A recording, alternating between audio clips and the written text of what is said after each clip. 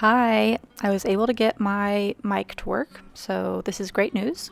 I thought it would be fun to talk through what I'm doing here. So I like to make these mounted chicken prints, really any mounted prints. I've realized that I can take one of my watercolor paper prints that I make in-house. It's just like a giclée print, an archival print that you would get like a nice fine art print on paper. And so I make them in-house, and then I use, in this video I'm using Yes Paste. I don't like using Yes Paste anymore. I just didn't like the way that it behaved, I suppose. It was too thick. It was really difficult to work with, and it also made everything kind of like sticky and tacky, which made it difficult to cut when I was finished. So instead, nowadays I'm using matte medium, which works really well. So I just paint the matte medium directly on the wood panel and also directly on the back of the print. And you can see I've got a little bit of extra room on these prints. And so I give myself a little bit of extra space when I print them out, so they're not just the size that I'm making, the size of the board.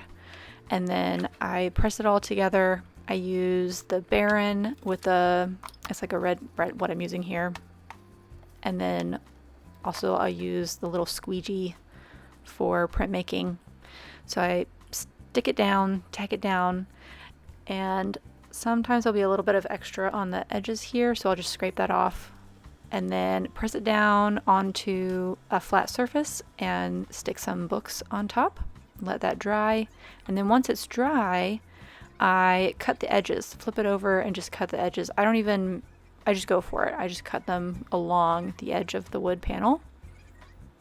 And then once I finish that, I kind of rough up the edges. You can see here that they're nice and crisp, but when you look at it really closely, they're not always perfect. Sometimes they're just like a little bit wavy.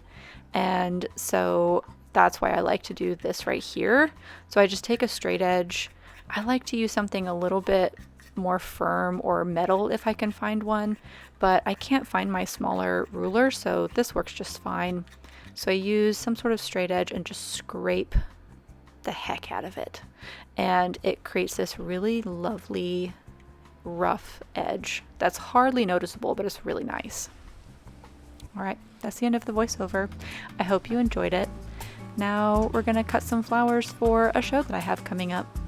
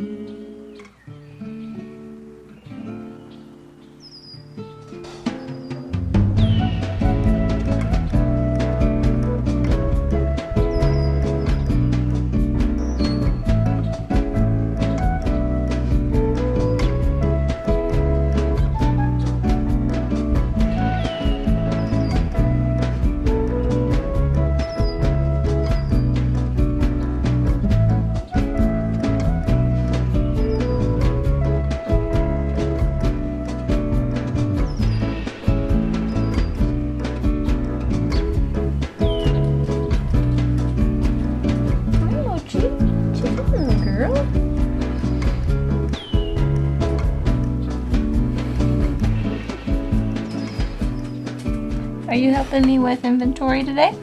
You helping? Just getting love, huh? Just getting love. The screeches.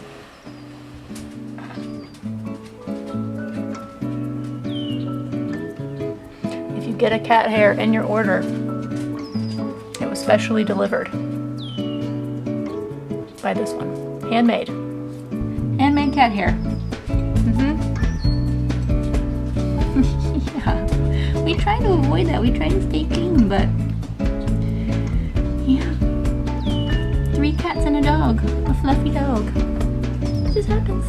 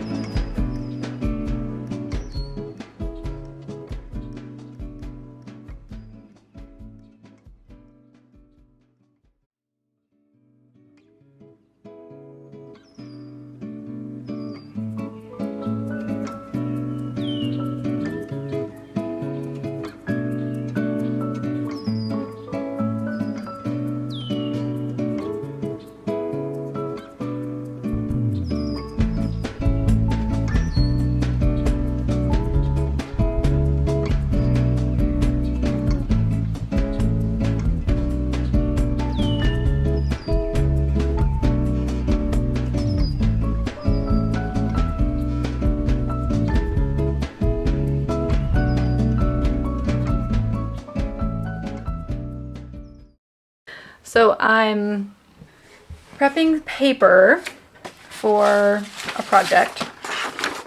I'm starting some watercolor illustrations. This is the first one. I'm doing Carolina wrens with the yellow jasmine. That's state bird, state flower of South Carolina.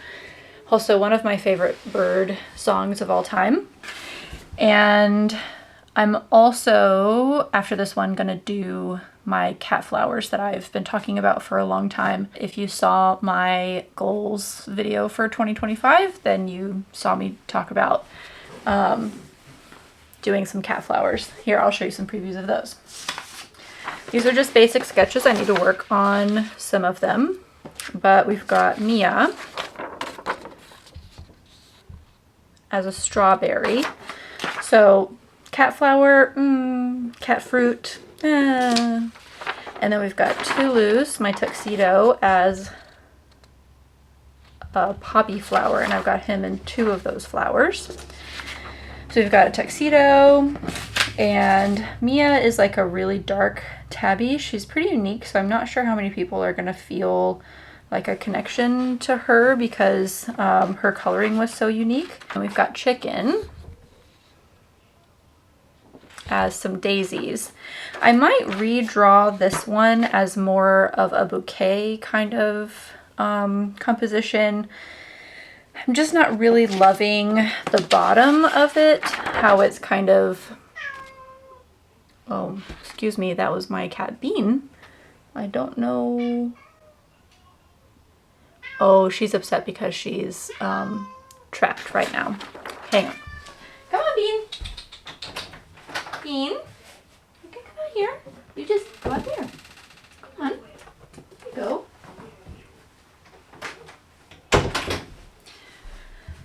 Bean is one of those cats that does not like to be enclosed. She doesn't like to be in a carrier. She doesn't like to be in a room that's closed off. She wants the full reign of her area. So I'm not sure what I think or how I feel about this. I'm not sure if it would be better to just add some more greenery at the bottom, some more of the leaves, or if I should just completely redo it and kind of bring these together into like a little bow and have some coming off of the bottom. I haven't decided yet. I'm gonna play around and Procreate with that one a little bit more, but I'm preparing the paper for the Carolina Wren because that one's definitely done and I'm ready to get going on that one. But here's my dilemma. Do I want to mount it onto a wood panel and then put that into a frame, kind of like I do with my chicken prints? I'm not sure if you've seen them, and I'm honestly not even sure if I have a example. I will try to put an example on the screen, but maybe mount it like I do the chickens and then put it in a frame. So it'd be kind of a classic floater frame on a panel type of look. My lens is dirty. Hi. Materials for finishing it. Typically, I would put this type of piece under glass in your standard sort of frame with the mat and then the frame and then the glass on top. I don't want to do that with these pieces. I know for sure that I want to put them on a wood panel and then put them inside a floater frame.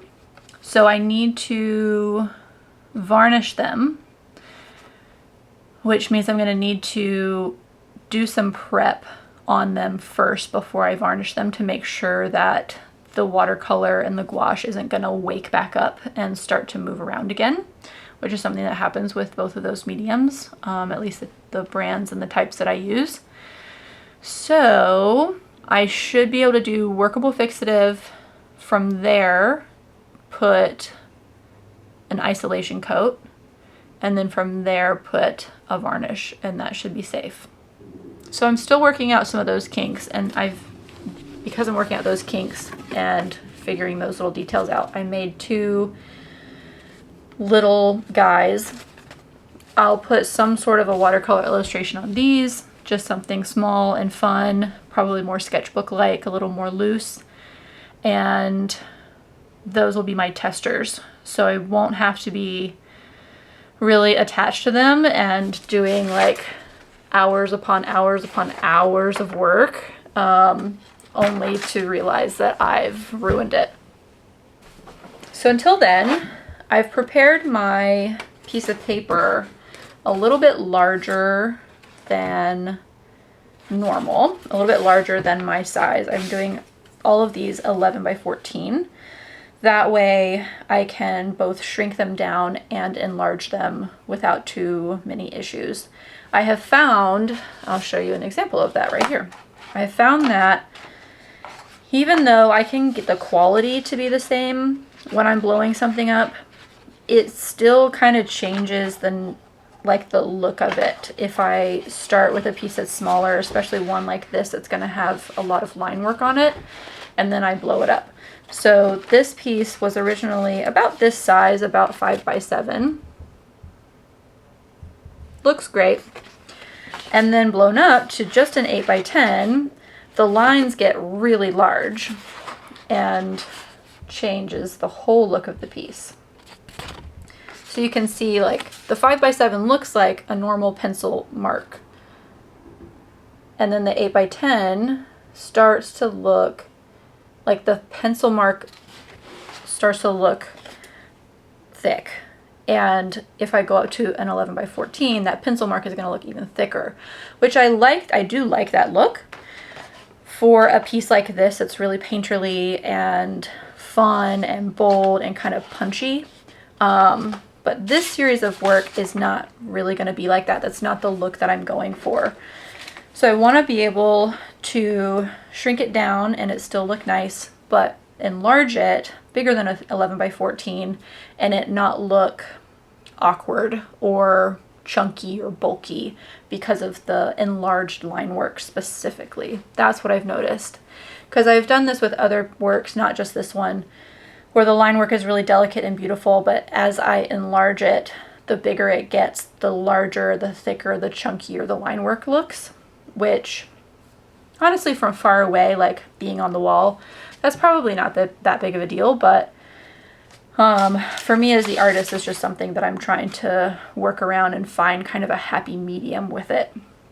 So we're going to do 11 by 14. I've made my paper a little bit larger. I'm going to go ahead and put the line work down on this, do my transfer, and then I'll work on my little guys, and I'll decide later what I want to do as far as the deckled edge or sort of a clean line, clean cut edge. Maybe the deckled edge is going to look like an afterthought. Maybe it's going to look a little bit out of place. Maybe it's going to be a little bit distracting from the rest of the work. Whereas if I do a clean cut edge with the floater frame, it'll look very professional. And I think I'm going to like that for these pieces. Like I want to make these, you know, in such a way that I want to hang them. And to be honest, I might even be a little bit selfish and keep them in my house for a while before I sell them. I haven't decided yet. We'll see how I feel about them once I'm done with them. Sometimes that determines whether or not I keep a piece. But anyway, that's where we're at with that.